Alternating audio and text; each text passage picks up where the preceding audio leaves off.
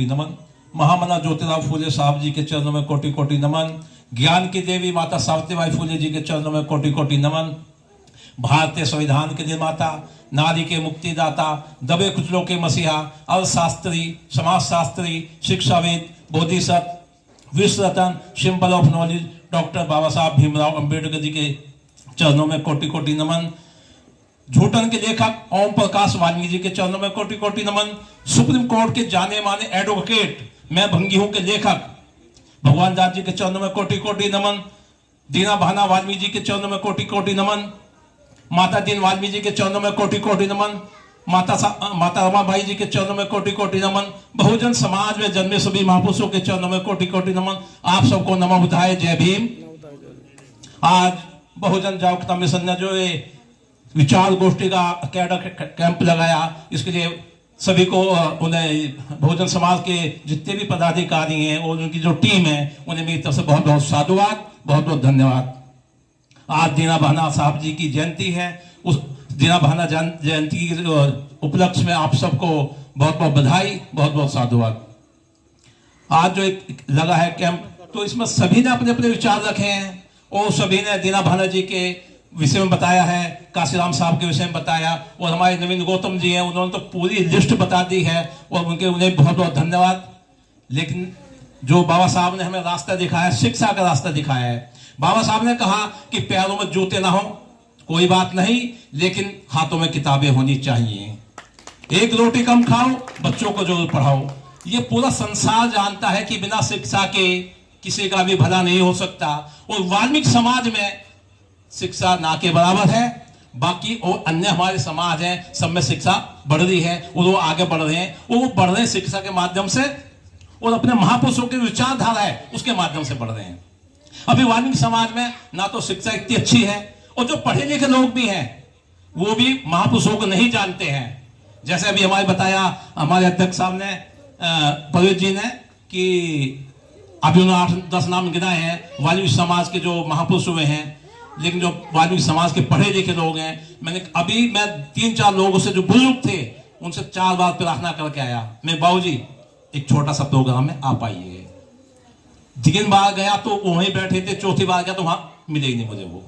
तो समाज का भला कैसे हो जाएगा? समाज की जो भला होगा, समाज को आगे बढ़ेगा, वो जो हमारे बड़े हैं वो हमें रास्ता दिखाएंगे। हम अपने महापुरुष के रास्ते जो मार्ग दिया उस पर चलेंगे तभी भला हो सकता है। वो बिना शिक्षा के तो किसी का भला हो ही नहीं सकता। तो मेरा तो मानना यही है कि बिना शिक्षा के कुछ नहीं होता। और महामना ज्योतिराव फूले साहब ने भी कहा, शिक्षा के बिना मति गई, मति के बिना गति गई, गति बिना वित्त गया। और बहुजनों का जो इतना विनाश हुआ है वो शिक्षा के कारण हुआ है। तो सभी ने महापुरुषों जितने ने हमें रास्ता दिखाया है, आगे बढ़ने का दिखाया, वो सही कहा गौतम जी ने। कितने साहब महापुरुष अगर किसी और अन्य समाज में होते तो समाज पता नहीं कहां चला जाता। लेकिन हमारे इतने समाज एक ही महापुरुषों को पढ़ लें, उनकी विचारधारा को मान लें, तो हम तब भी आगे बढ़ जाएंगे। एक दीना भाना साहब है, डॉक्टर साहब है, इतने महापुरुष हैं, सबने हमें अच्छा रास्ता दिखाया, पर हम रास्ते पर चल ही नहीं रहे। तो मेरा तो यही कहना है कि बिना शिक्षा के किसी का कुछ नहीं हो सकता। शिक्षा के आगे बढ़ सकते हैं, और हमें शिक्षा मरते दम तक अपनानी चाहिए, और खुद बढ़ें और दूसरों को आगे बढ़ाएं। ये हमारा विचार होना चाहिए। और आप यहाँ आए, आपका बहुत बहुत धन्यवाद, बहुत बहुत साधुवाद। और ऐसे ये प्रोग्राम होता रहे और समाज को ऐसे आगे तरक्की करता रहे, बढ़ता रहे। धन्यवाद साहब। नमन करते हुए संविधान के निर्माता, नारी के मुक्तिदाता, बोधिसत्व भीमराव अंबेडकर जी के चरणों में कोटि कोटि नमन करते हुए, और आज जैसे कि जयंती है 28 फरवरी 1928 को दीना भाना जी का जन्म हुआ था, तो इसके भी आपको हार्दिक हार्दिक शुभकामनाएं। और बहुजन जागरूकता मिशन, सबसे बड़ी बात यह है कि मुझे एक ही अच्छा लगा कि अगर दीना भाना जी की जयंती मननी है तो वो भी एक वाल्मीकि समाज के यहाँ से मननी है, तो उसके लिए भी एक बहुत बहुत साधुवाद आप लोगों का।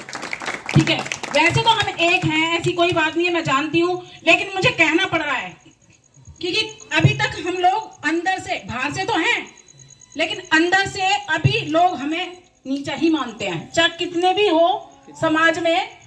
ठीक है, कोई कितने भी हो, हम बहुजन समाज में ही आते हैं। वैसे तो गिनती में हम बहुजन समाज में आते हैं, लेकिन अभी भी हमसे अच्छा एक कंजर माना जाता है।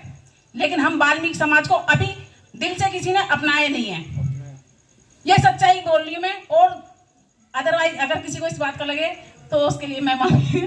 तो देखिए, दीना भाना जी की बात हो रही है, तो दीना भाना जी का जन्म 28 फरवरी 1928 को हुआ था। एक जयपुर राजस्थान में एक गांव था बाकस, उसमें हुआ था। ठीक है, तो जैसे इनके साथ हुआ क्या, थोड़ा सा मैं वो बताना चाहती हूँ। क्योंकि ये एक गांव में रहते थे, तो गांव में तो हम लोगों का बुरा ही हाल है। तो वहाँ ये एक भैंस पालते थे, इन्होंने एक भैंस खरीदी। तो हम लोगों को, तो वहाँ का जो एक गांव का साहूकार था, तो उन्होंने उन्हें बुलाया कि तुमने भैंस खरीदी है, ये तुम्हारे लिए नहीं है, ये भैंस का अधिकार पालने का तुम्हें नहीं है, तुम्हें तो सुअर पालने का अधिकार है। क्योंकि हमें तो सबसे नीचा ही माना जाता है ना कि सुअर तो हम ही पाल सकते हैं। लेकिन उस भैंस पे या तो आप ये वाले भैंस को बेचो या इस गांव को छोड़ के जाओ।